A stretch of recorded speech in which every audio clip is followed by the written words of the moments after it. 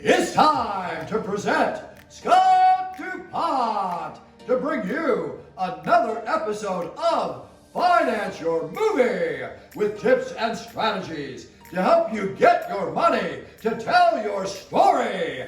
It's time!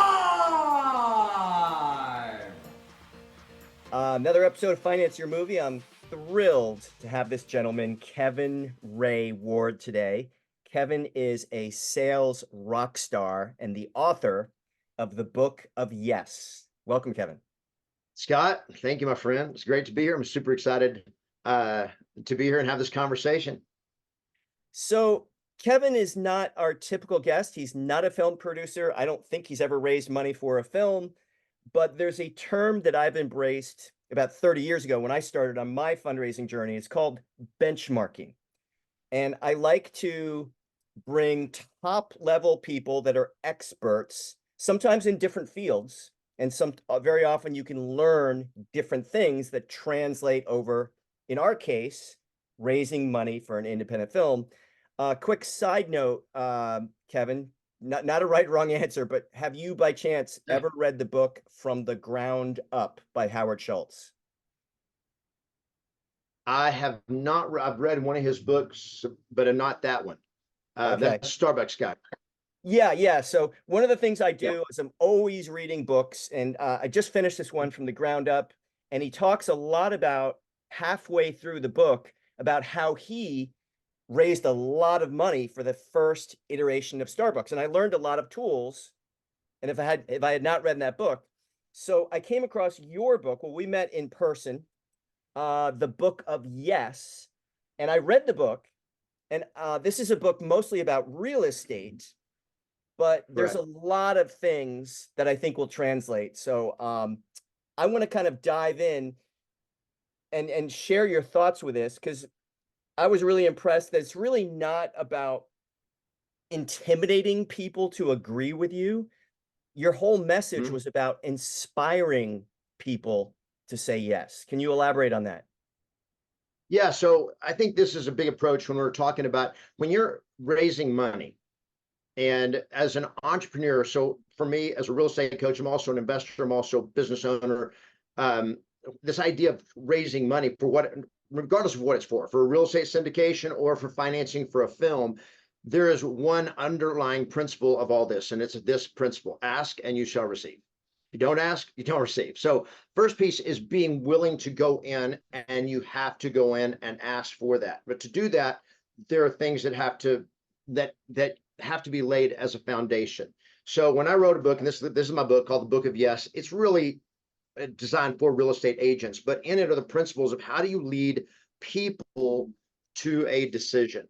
And when I wrote the books, I came out of my background. When I got into real estate, I hated the idea of being in sales, because it was like I didn't want to be salesy, didn't want to be high pressure and all this. It's a dirty word. So yeah, exactly. It's a dirty word. So I'm like, okay, how do I do this? And I had a friend of mine who is also a motivational trainer and speaker, and they said, we think about this idea of hard closing, or closing the sale, closing the deal, closing to get the money. And that immediately, this idea of closing, that word has this energy that makes people go like, whoa, wait a minute. I don't want pressure. And I don't like the idea of closing is like, feel like I'm trapped. So she said, why don't you do this? Instead of working on closing the deal, how about this: opening relationships?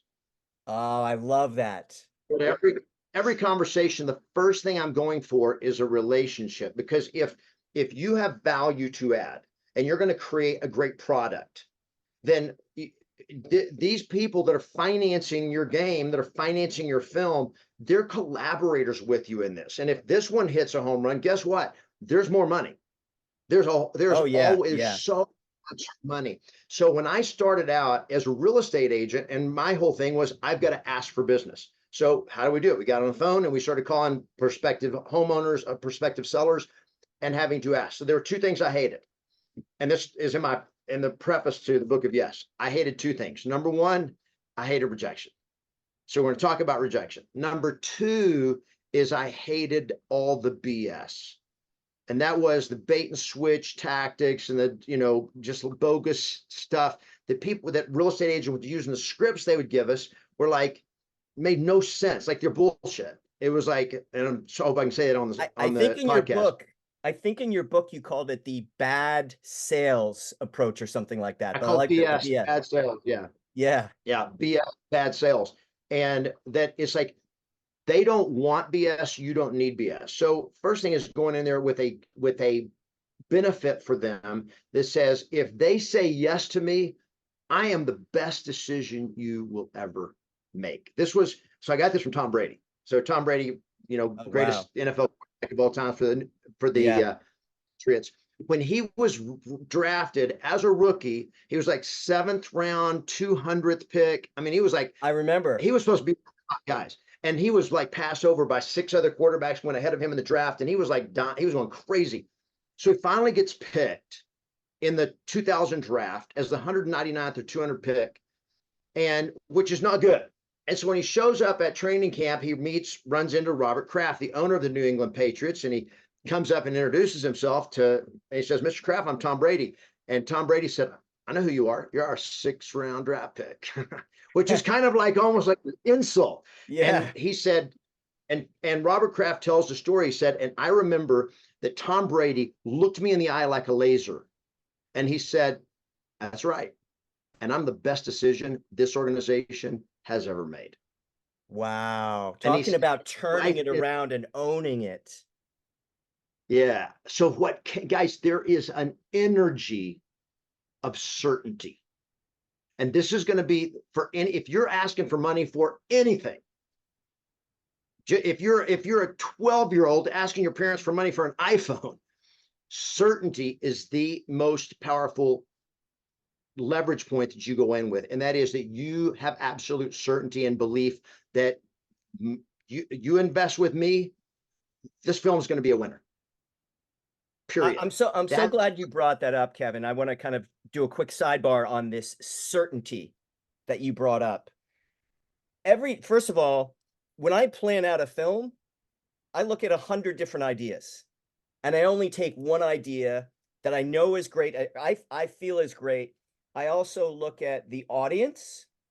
I identify the market, and I've done my homework, and I'm 100% certain. Not only is this going to be one of the many films, because there is some risk in independent film, not only are we at least going to break even, I'm certain we have a certain revenue target. In fact, we have a mission statement right here. I'll just show it super quick, of our ROI expectations. And what I tell my audience members, friends that are trying to raise money for a film, if you don't have that certainty, just take a pause. Take a pause, regroup, find another project, because they'll smell it. People will smell it. 100%, 100%. And and again, it's collaborative. Like, this is not me getting money from you. This is you having the opportunity to invest with me. So it's how we frame it. The idea of fear of rejection. So I'll tell you a personal story that happened while we were in California, where you and I met a little over a month ago. So I'm single, and there was a girl there that I really, really liked. And I found out that she lived where I was moving. Wow, and what a coincidence. Okay. And so we were talking, she's single. And so I'm like, I'm an introvert, and I've always hated rejection. So I'm like, got to ask her out. But we're at this conference. She's super outgoing. She's networking with everybody. And I'm like, what are the odds that she's going to say yes to me or tell me no? I don't want to be told no. I hate rejection. So I'm like, but if I don't, I never know. I'll never have the opportunity of, like, why would I pass this opportunity up? So I'm like, okay, I'm going to ask her out. So I literally shot a video that I share with some of my network, just saying, okay, with my clients, because I'm a coach. And so I shared it with them, said, okay, I'm going to ask this girl out this morning. And for tonight, I'm like, because it was the only chance, it was the last day. So here's how I approached it. I framed it in my head. I cannot get rejected. And here's the reason. It's just an experiment. So I call this the Edison approach. Wow. And that is, what if you approach every ask as an experiment, just like he did when he's trying to invent the incandescent light bulb? they're like, how do you handle failing 10,000 times? He's like, 10,000, I didn't fail 10,000 times. It was just an experiment. I just found out 10,000 ways it didn't work. So I'm learning every step of the way. So if I change in my brain, I change the stakes from, it's not like rejection. I'm already rejected by her, meaning I have zero chance of going out on a date with her unless I ask. So let's at least just do a little experiment here, see if I can get a yes. If I don't, I didn't fail. I just found one girl that not going to work with, right? So it's like, okay, Yeah. I have nothing to lose and everything to gain. So it's just an experiment. Every ask, every sales call, every solicitation, every person that you ask for financing, for funding, it's just an experiment. And I know this, if I'm willing to do enough experiments, every time you either win or you learn. If the experiment doesn't work, I'm going to go like, okay, what could I have changed? Was it the person I was asking? Was it their qualifications? Was it rapport? Was it the way I asked? Was it that I did not provide enough benefit? Whatever it is, now I can then learn from how I did it, whether it worked or didn't work, and I get better. So can't get rejected because it was just an experiment. Yeah, every time, every time. And speaking of learning during that process, you had this section in your book where you talked about objection scripts so that you know how to overcome all these things that will pop up and you're not scrambling for words. Obviously the rejection, I don't believe they're rejections anyway, or objections. They're just temporary roadblocks. They're just questions. Obviously they're different for somebody considering a film investment than buying a real estate investment. But what are some, like, how important is it to you to understand these objections, roadblocks in advance so you're not caught off guard? Well, you have to know them. So just, if anytime you're asking for something, you're going into a game, you're having to lead somebody to a decision. The more I know about them and about what their thoughts, what's going on in their head, what are their fears, what are their concerns, what are their uncertainties, what are their questions, what are their skepticisms, their doubts. I need to know all of that. So this is the whole idea of learning what objections are. And part of this is, if you're going into this, they work with you because you can help prepare them for, like, what are the objections? Because I don't even know what's going to come up. So this is like, number one, get a coach. If you're going to be pro, get a coach. If you're going to be an amateur, you don't need a coach.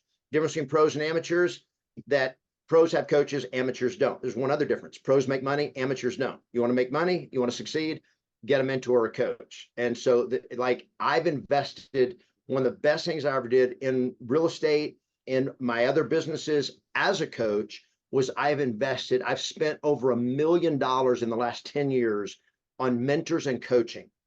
I'm gonna say it again. I've invested over $1 million just to have the best coaches in the world. And it's probably come back tenfold. 100 times it's come back. Oh yeah. And this is like, I've invested in my vocal cord issues. I'd lose my voice when I do events. I invested in Roger Love, one of the best vocal coach in the world. He's in Hollywood. He's the best vocal coach. I've invested in story coaches, in speaking coaches, in marketing coaches, in business development coaches, mentors that can help in all these different areas because I want to win. So getting coached is super important. They can help you. You're not making it. You're not, trying to figure it out, reinvent the wheel, figure it out yourself. So that's one piece of it. The second piece is, once I start getting into these conversations and know what's coming, what are their questions, concerns? The objections are just like uncertainties. It's all. An objection is just an when you get an objection, here's one of the things that's critically important. I love it when I get objections because it tells me they're interested. If they're not interested, they're not just. They're just going to. They're not going to have any questions. They're not going to get back to you. They're like, yeah, no, I'm good. You have any questions? No, I'm good. Let me give it a thought, and I'll call you back. Don't call me, I'll call you. And that's the worst thing that can happen. If they're like, so what about this? Well, how about this? How many of these have you done? Whatever. That's telling you they're interested. This, like, yes, they want to work with me. Yes, they want to give me money. So you got to embrace it. Let the objection get you excited rather than terrified. The other piece then is you got to be prepared. So the way you win the game is preparation. Every professional performer, every professional athlete knows this. Every actor knows this. Actors, they all know that. It's the pregame, it's the preparation. The game is not won on the court. The game is won on the practice field, right? 100%. Sun Tzu, in his book, The Art of War, he said, every battle is won before it is fought. The Spartans, you've seen the movie 300, and the Spartan warriors, who were like the most elite fighting force on the planet, they had a saying, and that is, he who sweats more in training bleeds less in battle. Wow, I love it. So when you're going to ask for money, you need to know what the objections are going to be. You need to know what your ask is. What is your offer, the benefit, the features of it, and the benefits for them. Why it's a no-brainer. Being ready and handle objections. And the way you do all that is by practice. Role play, role play, role play. Just like in film, what are your actors going to do? They're going to practice the scripts. They're going to rehearse over and over until it's second nature. So that when they're actually the camera's running, it does not sound like they're using a script, right? Yeah. It just flows out. So and with the same with objections, you want to role play the objections. You want to role play your presentation till it's like, pretend like you're preparing for a gold medal, Olympic gold medal. You get one shot. Yeah, that's what makes a professional at that caliber. So I'm glad you brought up the coaching and the mentors. Let's just say somebody doesn't have a lot of money right now to invest in their future, which Warren Buffett, by the way, has said the famous quote, the best investment you can ever make is in yourself. But when you first started out, did you find like a father figure, a mentor, some wise guy that taught you the ropes? So, or did you just kind of stumble around and get lucky? Well, no. So like when I became a real estate agent, which was my background, once I stepped into an entrepreneurial space where it's like, I own my own business. And this is a big piece of what these guys that you work with do, is they're choosing to own their own life, to own their own business, which is awesome. Cornelius Vanderbilt, the founder of the Vanderbilt Empire, he famously said, always be the owner, never be the minion. So I love the idea of, I want to control my life. I want to control my business. So I have to own it. So that's a big piece of it. So when I went into it as a real estate agent, I'm like, I just want to align myself with a brokerage that has great training built in, has the kind of mentorship I needed.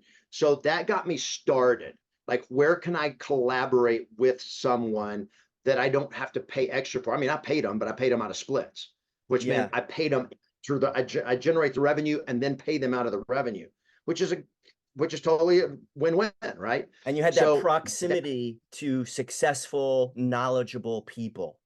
You want to be in a network. The more you surround yourself with people who are already doing what you want to do at the highest level. Bingo. They're not your competition. They are collaborators with you. And if they are your competition, then just look at them and go like, okay, I'm going to beat you. I'm going to beat you. And kind of like Kobe Bryant did, he had a kill list when he was a teenager of like all the top best basketball players. He's like, I'm going to beat him. I'm going to beat him. I'm going to beat him.